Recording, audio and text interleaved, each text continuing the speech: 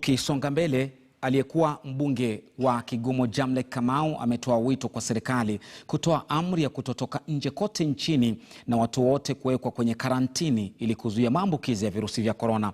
Kamau amesema kwamba amri hiyo inapaswa kutekelezwa kwa kipindi cha kati ya siku 14 hadi 21 kote nchini. Hebu tumsikilize.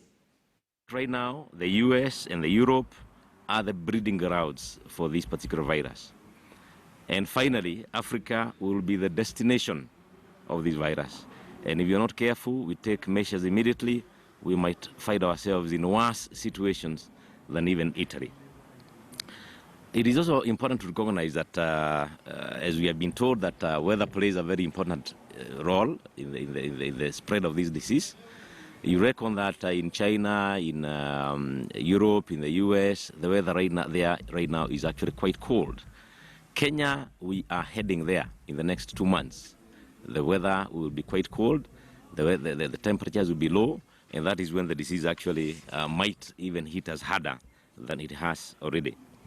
And borrowing from other experiences in the world, and especially the ones that have so far managed to contain this virus, and specifically Wuhan, I think it is important for us to take necessary measures at this time so that we can actually try and stop the spread of this disease.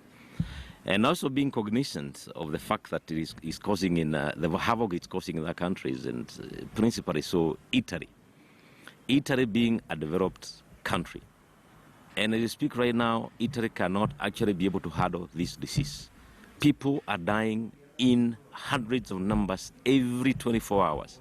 It is important for this country, Kenya, to take charge and make sure that we mitigate and contain this virus as soon as possible. Of course, we know that no cure has been found so far, and I highly doubt we are going to find a cure in the near future. So the only option that we are having right now is to do what we have to do and stop this particular virus. You remember in the year 1918, we had something called Spanish flu.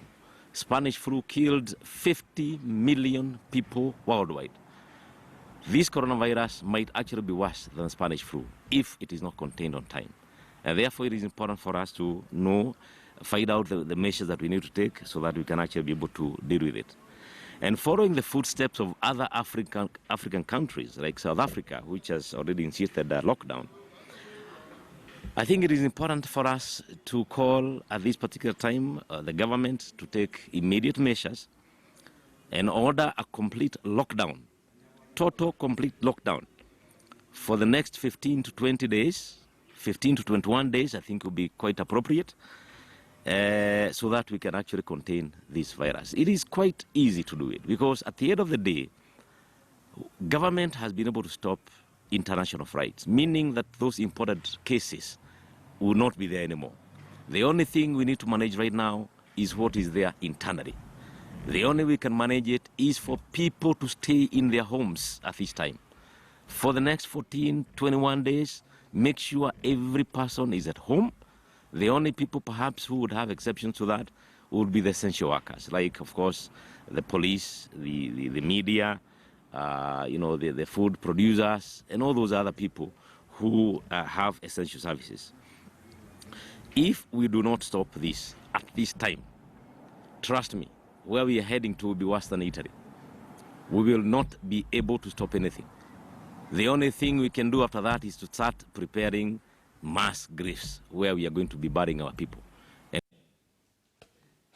Ujumbe mzuri pale, serikali itatilia maanani karantini ya lazima. Na huko Meru